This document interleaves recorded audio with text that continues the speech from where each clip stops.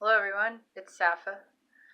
I am gonna do this video in two parts, and I think I'll be able to knock it out. But I've been trying to record this video in just 15 minutes, and I actually think that I have way too much passion for this and too much information to convey in just one 15-minute video. So I'm going to do two 15-minute videos on this topic so I can have lots of time to kind of like dig into what I'm trying to say about this. The main reason I want to go so deep on this is because it's something that's really close to my heart. I have always been an activist, especially when I gained knowledge, specific knowledge about my reality and the shadow side of it and how that is.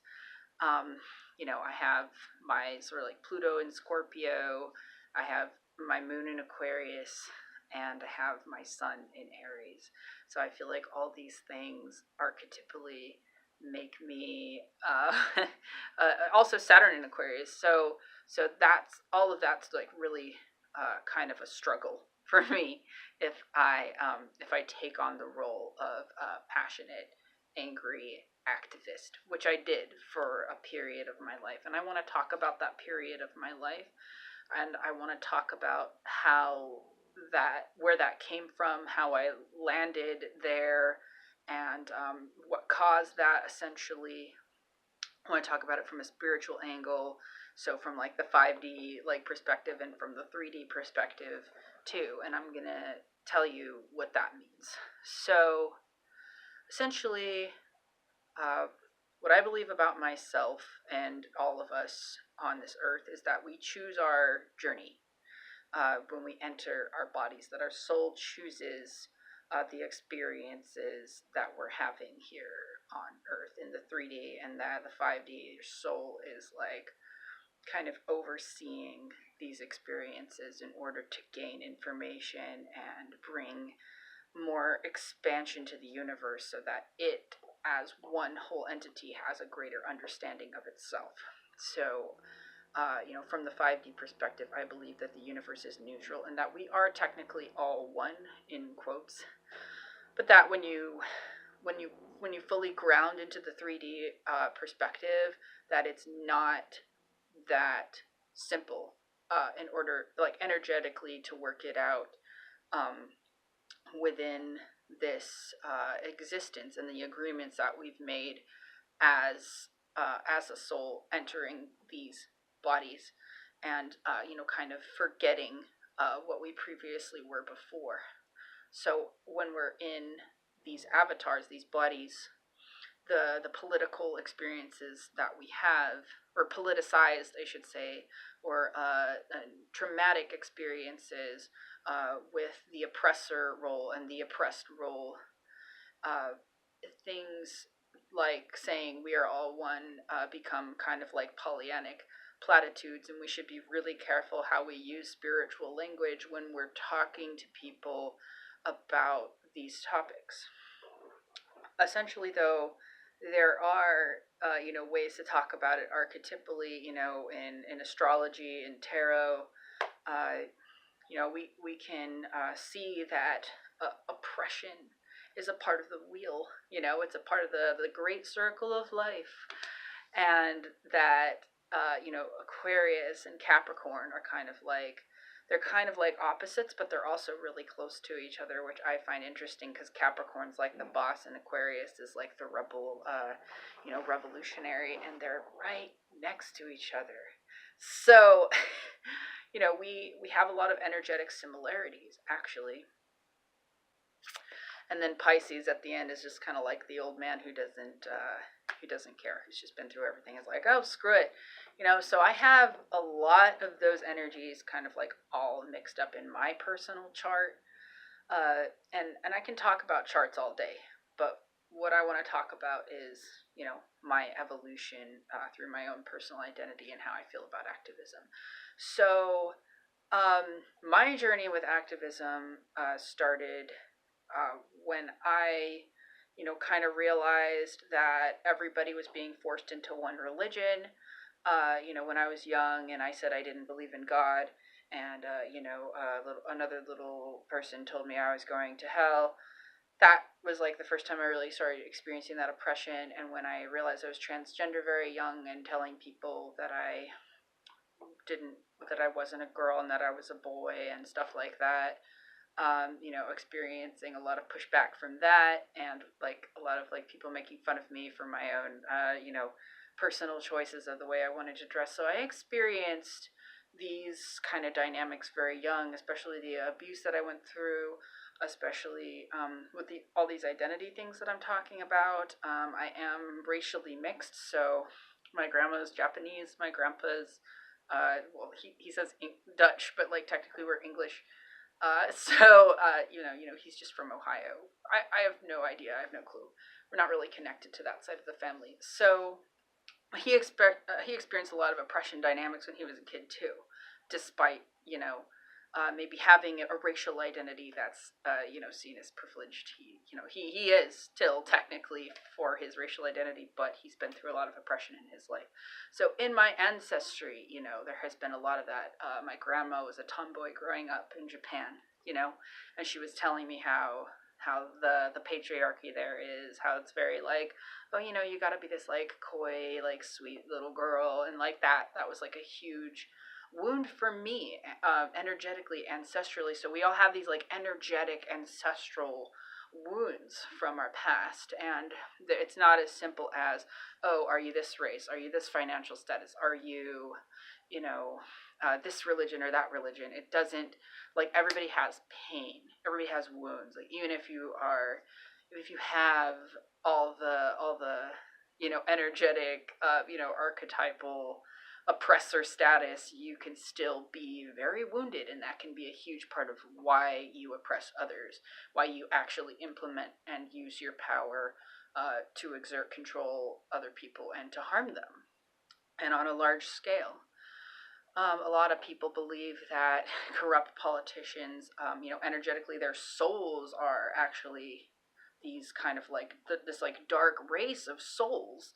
And I don't have an opinion on that, but I'm just kind of throwing it out there that there's like layers and layers and layers to this stuff, and you can feed into it on so many different levels.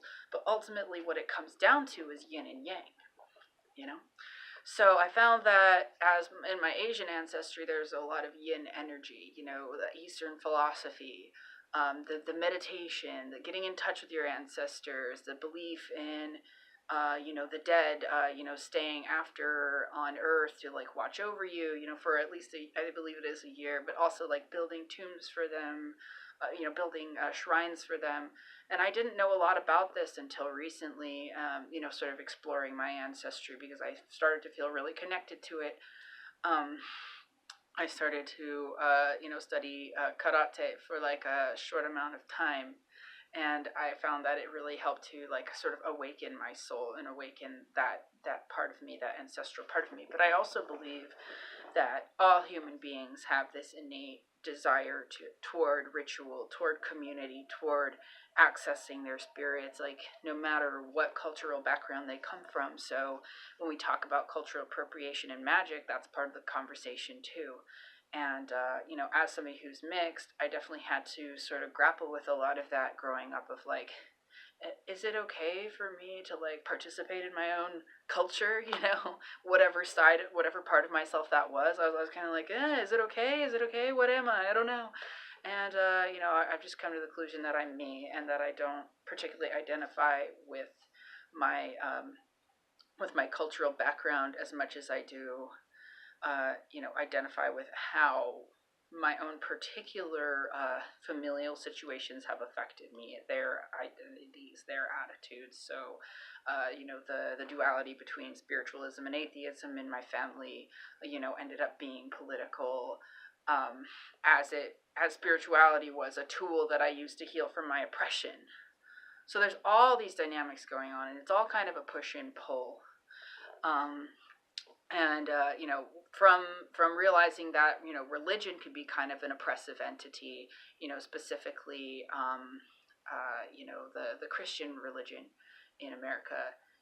I also kind of realized that there's another side of that too, that there's a lot of great things in Christianity, like specifically, the serenity prayer. God, give me the strength to accept the things I cannot change. Give me the power, the courage to change the things that I can, and the wisdom to know the difference. So, even things that I thought could only be bad and only be oppressive when I was younger, I grew to understand that they're so deep and so complex. But throughout my life, like for example, I was an activist in, as young as the 6th grade, but then I sort of like expanded my activism into being specifically against authority as an anarchist. And then, being for collectivism, being for unions, being for all these different things and against all these other things. When I learned about the global economy, when I learned about oppression and corruption in terms of like gender and race, and when I discovered my own identity as non-binary, and all of these things, I kind of like attempted to use my oppressed identity to exert control and power over other people, because I was finding my own inner power through that. So for the people that are doing that now, that's actually an extremely important part of the journey. But my own personal experience, what happened for me was that I realized that I couldn't control other people. I couldn't change other people, no matter how much information I threw at them, no matter how much I learned. It was always this dynamic of like, if you don't change, then it's my fault. I realized that I was putting a lot of pressure on myself to change other people and to change the world through these kind of like ideologies like anarchism and communism. And sort of rallying around like all these different issues that were really important to me and are still important to me. But through the Kundalini awakening and spiritual journey, I realized that I was shifting into a more powerful version of myself through activism, but that I was also stuck in a less powerful version of myself from there, because I thought that I had to hold that anger in my body and continue to perpetuate the anger and control in order to feel good about myself, to feel like I had to remain a victim and an oppressed person in order to be a good person, that I couldn't acknowledge my own privilege, because then I would be rejected from all these different activist groups, and I wouldn't have friends anymore. And that's kind of what happened actually when I sort of broke off. Is like a lot of people wanted to stop talking to me when I had a Kundalini awakening, because apparently, being neutral puts you on the side of the oppressor. I want to touch on that though. Honestly, they're not wrong. Being neutral means you're on nobody's side, or you could be on everybody's side, because ultimately you just want, when you sort of like step into a spiritual nihilist kind of mentality, like where I'm at now, I'm basically a nihilist.